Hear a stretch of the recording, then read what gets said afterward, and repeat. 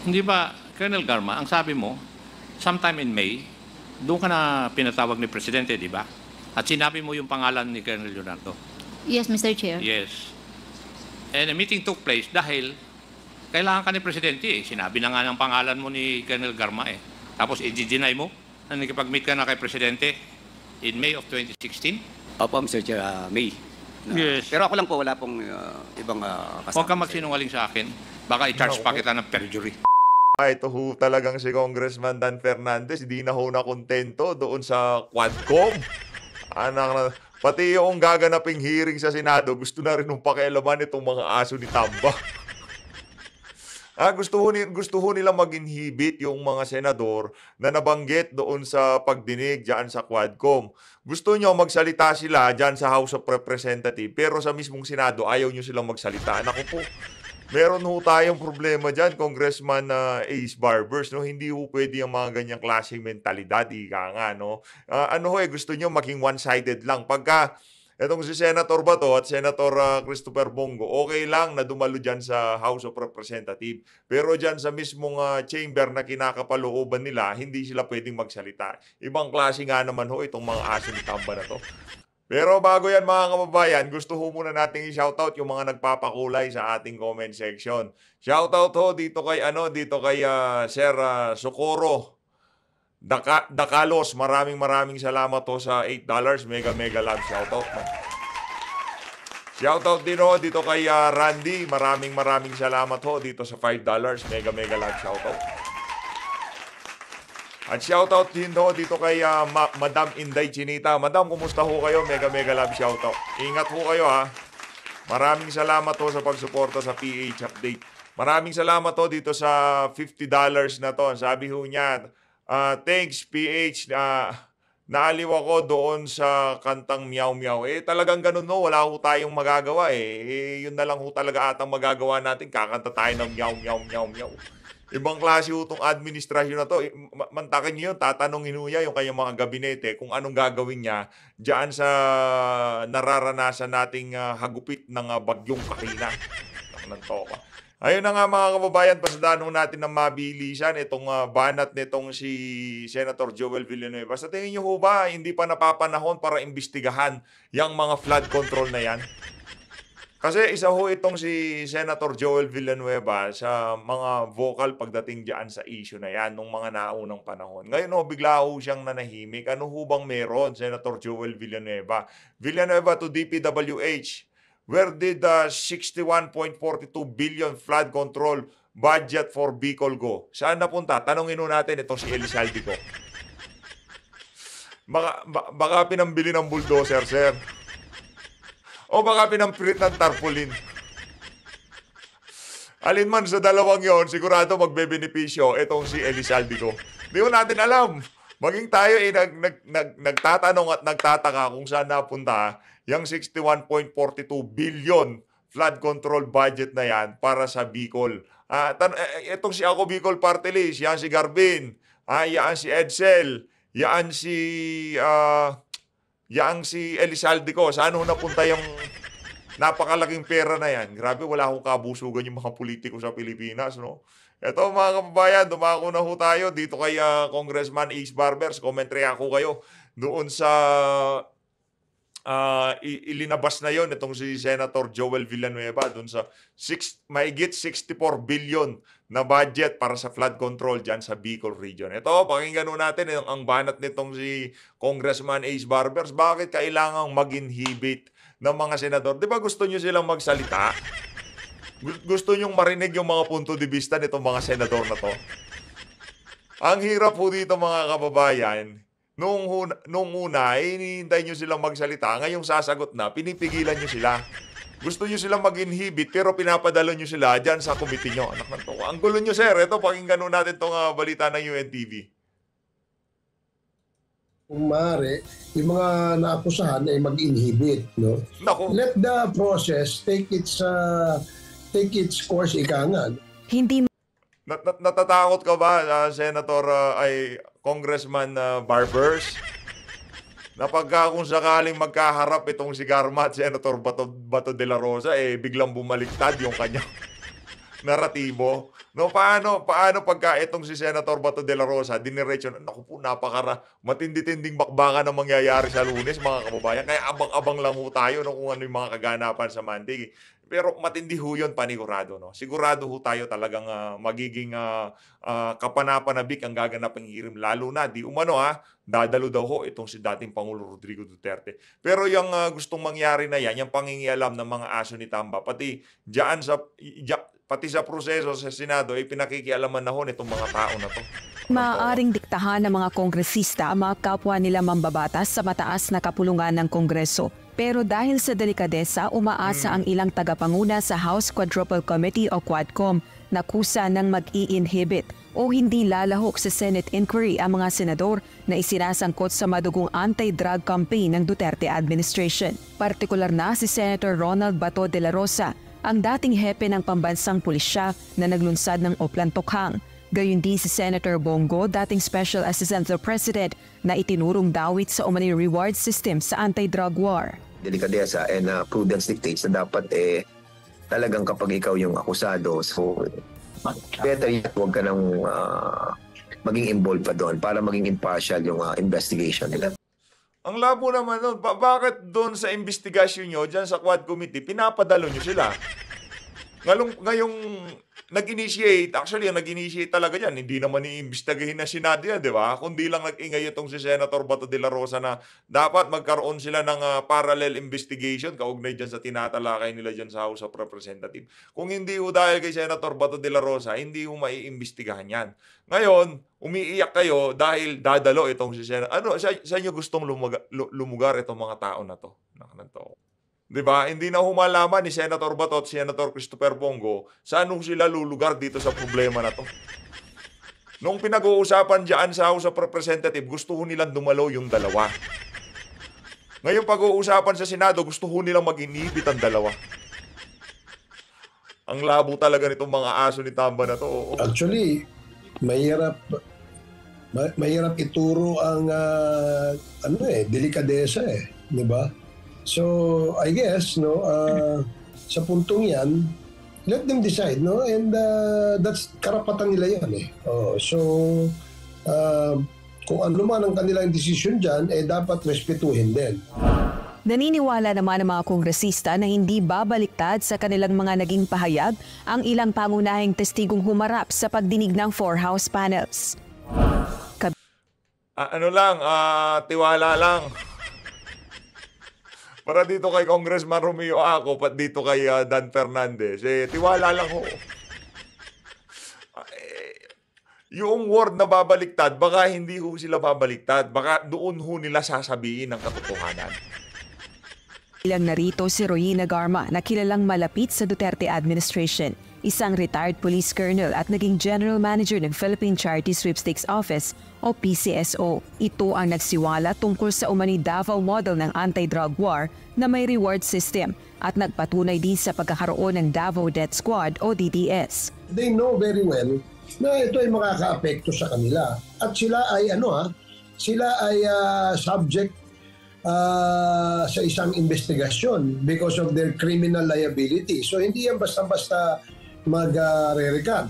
Kaugnay naman nito, pinag-aaralan din ng Quadcom na irekomenda ang paghahain ng panukalang batas upang higpitan ang mga parusa laban sa pagsinungaling sa congressional Ayun.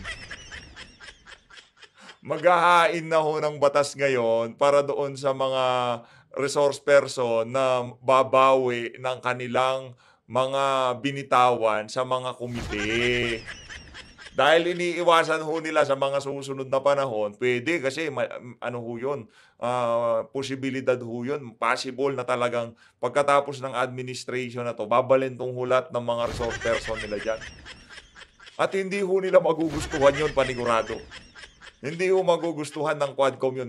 Una sa lahat, lalo hong makikita ng ating mga kababayan yung mga ganyang klaseng pagdinig dyan sa Senado, dyan sa House of Representatives, hindi ho talaga mapagkakatiwalaan. Pag nagkataon na bumalentong lahat yan, pati yung sasabihin itong mga resource person na to, kinausap lang naman ho kami.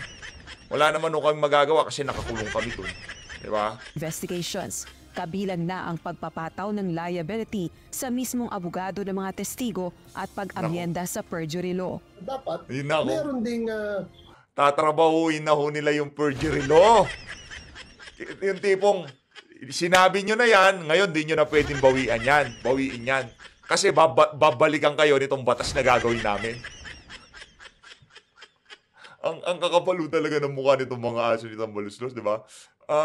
Ito, base ito sa mga nababasa natin sa comment section. Di umano, sinasabi ng mga nagko-comment sa baba, ang dating daw doon sa mga resource person, tila bagang napag-utusan o yung orchestrated yung kanilang mga sinasabi dyan sa Quad Committee.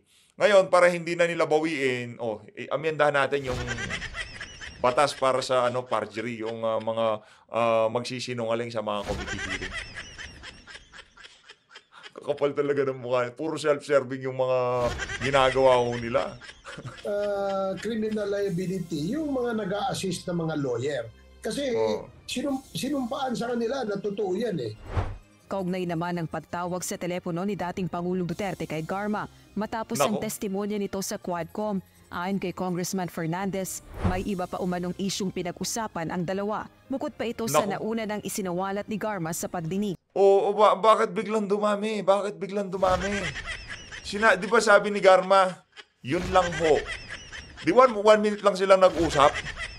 Ngayon, bigla nang dumami yung kanila na pag-usapan. Ito talagang si Dan Fernandez, ibang klase itong mama na to. I think dalawang issue yon na medyo sinabi niya na medyo nabigatan ako doon. Gayunman, tumanggi nang ihayag ng kongresista ang detalye. Kasi tatanggi ko talaga yan kasi wala nang ibang issue, yun lang.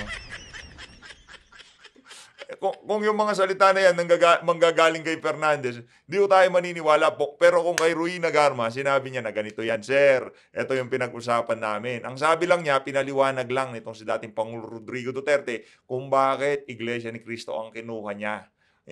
Wala na silang napag-usapan maliban doon. Sa dalawa pang isyong ito, Rosalie Coz, UNTV News and Rescue.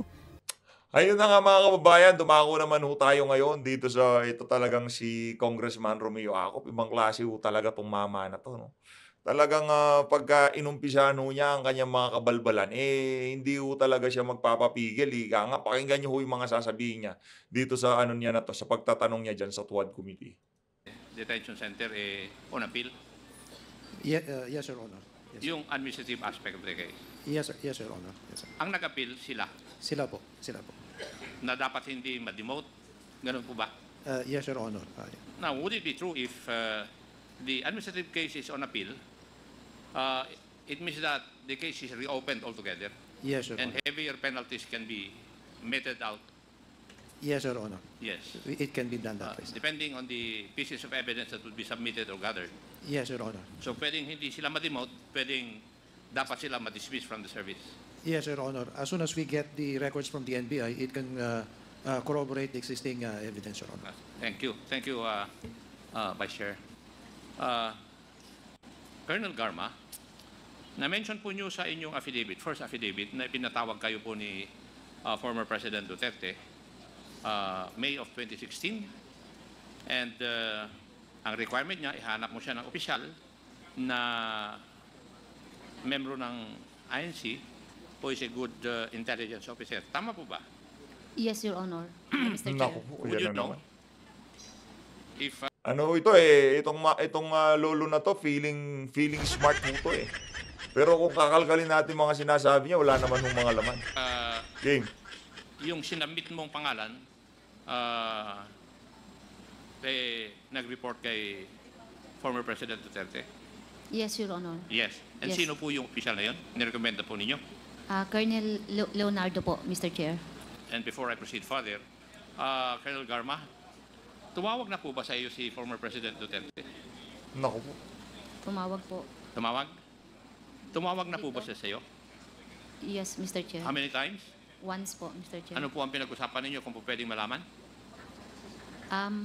He explained to me ayan, pinaintindi Dito ho, makikita nyo kung gaano kasinungaling yung si Dan Fernandez. willing siyang sabihin lahat ng pinag-usapan nilang dalawa ni dating Pangulo Rodrigo Duterte. Tapos sabi nitong si Dan Fernandez, meron pa daw na pag-usapan. Pakinggan nun natin. Hindi niya sa akin kung bakit Iglesia ni Cristo yung pinahanap po niya, Mr. Chair. Okay. And Colonel Leonardo, kayo po ang in-endorse ni Colonel Garma kay Presidente. Did you have a meeting with the President in July of 2016? Actually, na-meet ko po siya last week of June, Mr. Chair. Ha? Na-meet ko po, No, did you have a meeting after Colonel Garma has endorsed your name to the former President that you met with the President sometime in July 2016? ang pagkakalam ko po, Mr. Chair, last week of June, Mr. Chair. Hindi ba last week of May? Tinitesting ko lang yung kung magsasabi ka ng totoo. Alam ko naman na last week of May yung meeting ninyo eh. And you're not forthright with your answer. Ang meeting ninyo kay Presidente last week of May. Di ba? Hindi ba? Tama? Check po, parang may ano po, may meeting po kami May din po, Mr. Chair. Nung ikaw ay nag-meet with the President, sino po ang kasama nyo?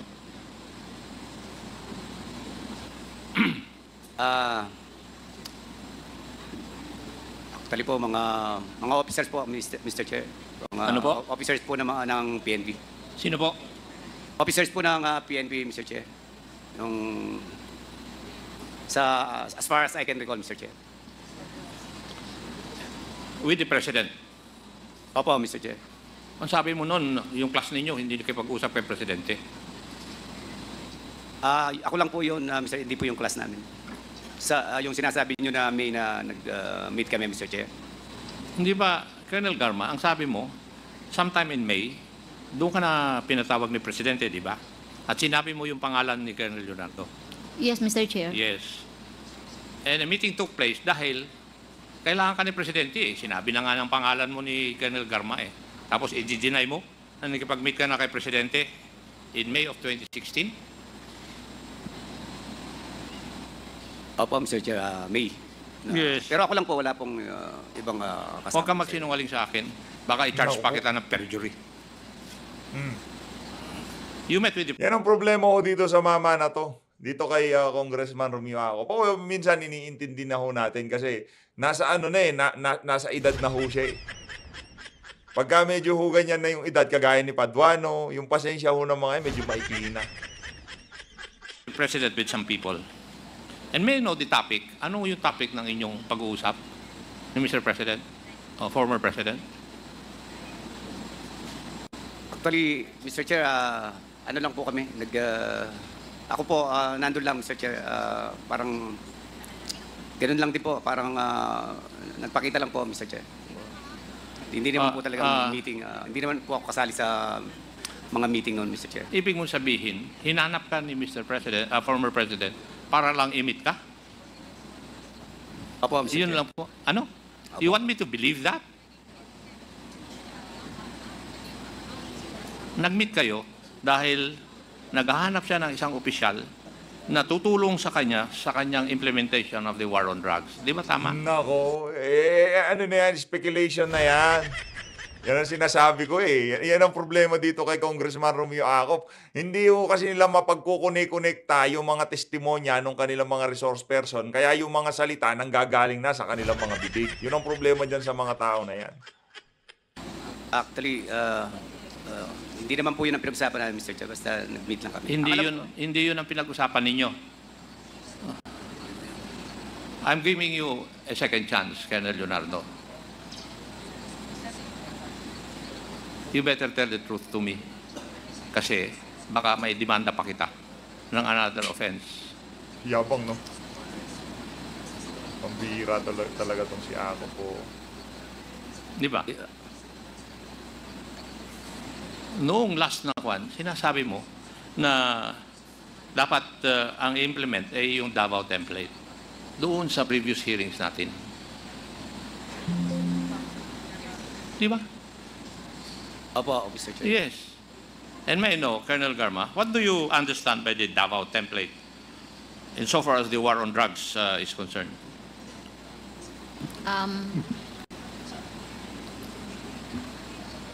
The payments and rewards po, Mr. Chair.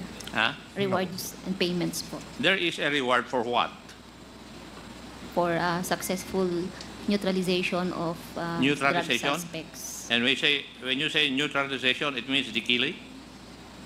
Can be, Mr. Chair, a legitimate operation or In your Yes. affidavit, you answered the lead chair, the Honorable Barbers, that you received three times monetary reward in the amount of 20,000. Hindi po ba? yes, Mr. Chair, And for what is that? for the death of the suspects, Mr. So, Chair. you're admitting to this committee na talaga yung Davao template would involve the neutralization of drug suspects and there are rewards for such. Yes, Mr. Chair. Yes. Hindi mo malalaman ito, Colonel Leonardo, because you were never a station commander in Davao City, di ba? Yes, Mr. Chair. Yes. That's why hindi kita tinanong dito. Ang tanong ko sa iyo, pinatawag ka ni former President so that you will be able to help him implement the war on drugs on a national level using the Davao template. Hindi ba? Sinabi mo na nga dun sa last hearing natin yan eh. Yes, Mr. Chair. Yes. Now, may I know, do you know when Gerald De La Rosa became the chief NP? July 2016, Mr. Chair. July of Of 2016. 2016. Opo, Mr. Now, when did Gerald Ferro become the AIDG of the Philippine National Police?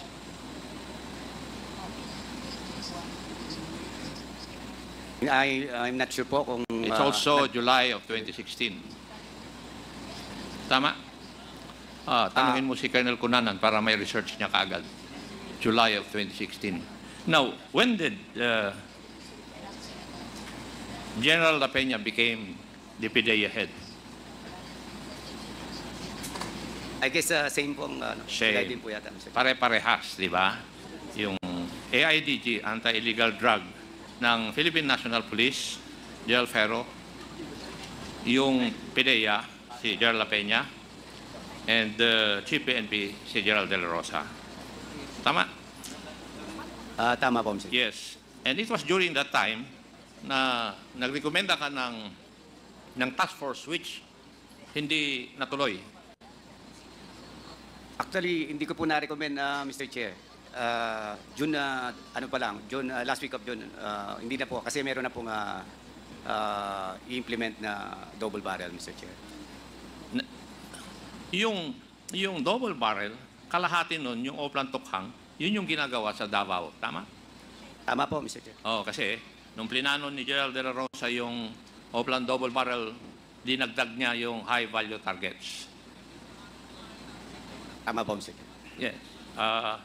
Now, would you agree with me, Colonel Garma, na doon sa implementation ng Oplan Tukhang and Oplan high value targets, when the target does not resist the arrest, they would still be killed or neutralized and to be justified as nanlaban with guns and drugs planted on their bodies? Would you agree with that? Mr. Chair, can I explain my answer, Mr. Chair? Yes. If you read the results of the investigation or look at the result of the scene of the crime operations, makikita mo po na parang magda-doubt ka kung lumaban ba or hindi yung suspect. So you agree with my statement? Sometimes, Mr. Chair. That's also the findings of the human rights groups. Kaya tinatanong ko lang sa iyo kung naniniwala. Pagka ginamit ho natin doon sa human rights group, bias na ho kagad yun. Kasi nakita naman ho natin kung galit na galit kay Tatay Digong yung mga human rights na yan. No? Kahit na gagawin ni Tatay Diggs yung tama, hindi niya gagawin ng tama. Parehas lang ho ang dating dyan sa mga human rights na yan. Kaya kung pagbabasihan natin yung findings ng human rights at titignan natin yung sinasabi nitong si Congressman Romeo Acop, talaga meli na baga itong si dating Pangulo Rodrigo Duterte. Pero base ho sa atin, kahit siyang daang ano pa yan, na hearing dyan sa Quadcom, hindi ho mababago ang katotohanan na napakarami ho sa ating mga kababayan ang nagbinipisyo doon sa ginawa nitong si dating Pangulong Rodrigo Duterte. Wala ka. Now, Colonel Leonardo, would you believe that also? Meron po akong mga narinig na mga ganong case, Mr. Chair. Narinig mo lang. And therefore, Napanood. you do not believe the investigations conducted by the human rights group? Meron pong nangyayaring ganon, Mr. Chair. Okay, thank you for that. Now, the drug list, it was made in July of 2016, tama? Galing sa Philippine National Police. Would that be correct, Colonel Leonardo? I believe so, Mr. Chair. You believe so? Pidea, that would be correct also?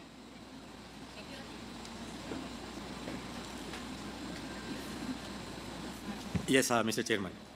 That was in July of 2016. Yes, Your Honor. Now, after the list has been submitted, it has been observed that there were numerous extrajudicial killings. Would you agree with me, Colonel Garma? Mr. Chair, yung nga po sabi ko, kung tignan mo po yung result ng SOCO, basahin mong report, it is possible, meron po, meron. Hindi. What I'm asking is, after the list, the first list has been made, biglang dumami yung extrajudicial killing, according to statistics. Statistics won't lie, Mr. Chair. Numbers won't lie, Numbers Mr. won't Chair. lie. So you agree with my statement. How about Colonel Leonardo? Would you agree with me that after the submission of the list, there were numerous extrajudicial killings? Meron po, Mr. Chair. Meron. And maybe this is because of the pronouncement of the former president and the Monetary Operational Support Fund. Di ba? Would you agree? Na kaya dumami nito dahil doon sa pronouncement ng ating presidente noon at saka doon sa monetary or operational reward, fund reward. Tama. Kaya lumakas ang nagka-interest sa mga pulis. Would you agree? I don't have personal knowledge, Mr. Chair. You don't have personal knowledge. You don't have to have personal knowledge. Tignan mo lang yung mga pronouncement noon. Ayun. At saka yung Yan. inadmit nyo na nga na may reward eh. Tapos kailangan pa ang personal knowledge. How about Pidea? Would you agree with that? Talaga tong si ano, oo. That there was Mag-agree ka na kasi, sir, para rampant matapos case na. after the first list was made? That was the indication, Your Honor. Yes, kasi August pa lang. Ang dami lang namatay eh. Now, and would you agree with me also, Colonel Garma, Colonel Leonardo, that abuses came about because of the monetary reward? Ang reason nanlaban, natukhang, or naplantingan. Di ba? Lumabas yung mga terminologies na yan sa ating kapulisan eh. Would you agree with me na there were abuses using these terminologies, nanlaban, natukhang, at saka naplantingan? I believe so, Mr. Chair. Would you also agree with that, Colonel Garma? Yes, Mr. Chair. And Pidea, would you agree with that? Yes, Your Honor. Yes, kasi nandun naman yung mga statistics eh. Now, ang pinag-aawayan natin ay si Colonel Leonardo, ayaw niyang diretsahin, tanggapin, merong levels of reward. And Colonel Garma, would you admit na merong levels of reward? Depende dun sa non-neutralize? Yes, Mr. Chair. Yes. Pidea, would you agree na merong levels of reward? Kasi narinig ko na rin ito sa report ninyo eh. Yes, Mr. according Chairman. to your research. Yes, Your Honor. And only you, Colonel Leonardo, cannot directly admit na merong levels of reward. Bakit kaya? Meron po yung level yung mga nasa list, Mr. Chair. So you're admitting that may levels of reward and may reward system. sir- If there are rewards, then there will be a reward system. Tama po ba? Ang alam ko po, operational support, Mr. Chair. Okay, call it what you want. Pero kagaya ng sinabi ko kanina, yung reward, yung monetary reward or operational support. Di ba? Yes, Mr. Chair. Meron bang operational support na hindi monetary? Sa Tokhang? Matanong ko nga po kayo. Wala po akong Kaya personal monetary reward, whatever you call it, you do not want to call it as monetary reward, operational support, yun po siguro yung kuha ninyo. Pero merong pera na involved. At ang pagbabayad dun sa neutralization, depende dun sa tao na na-neutralize. Would that be correct also, Colonel Garma? Yes, Mr. Chair. Pidea? Yes, Your Honor. And Colonel Leonardo, would you agree with that? Baka ikaw na lang naman hindi mag-agree? Yun lang po alam ko, Mr. Chair, na Thank you. As a matter of fact, yung pagkamatay ng 3 Chinese doon sa Davao Penal Colony, the death of Mayor Espinosa, detainee or PDL Egay Alvarez, and others ay part of the war on drugs because lumabas na yung listahan eh. Pedaya, would you agree with that? Yes, Mr. Chairman. Yes. Kasi nandun, yung mga namatay na ito nandun sa first list eh. Yes, Your Honor. And you do not know that, Colonel Leonardo. alam ko po na may... Alam mo. May naman. And Colonel Garma, are you aware of that also? Yes, Mr. Chair. Yes. Now, Pedea, are you aware of the incident in 2016 where 10 suspected drug lords were killed in Pasay?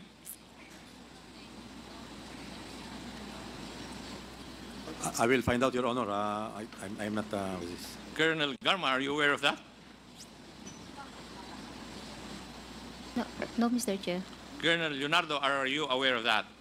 That incident in Pasay in August 2016? Hindi po ako aware dyan, Mr. Chair.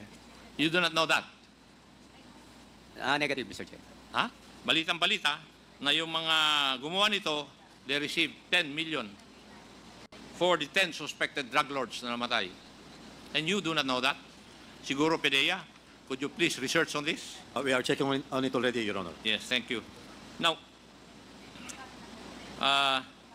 Colonel Garma, you have been assigned in Cebu for how long?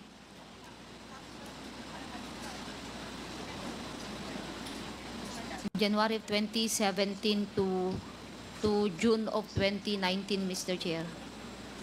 17, 18. 2 years? 2.5 years. 2.5 years? Yes, Mr. Chair. And who was assigned first to Region 7? Gerald Sinas or you? Ako po, Mr. Chair. Okay. Ikaw ang nauna. Yes, Mr. Chair. Now, in your stint in Cebu, how many prominent persons were neutralized, suspected of being drug lords? Marami pong high value mga officials that were killed, Mr. Chair. Not only in Cebu City but nearby cities and towns under the Cebu province po. No. Ang prominent dun ay yung ambush kay Mayor Luot, right? Yes, Mr. Chair. Yes. Was then a retired general.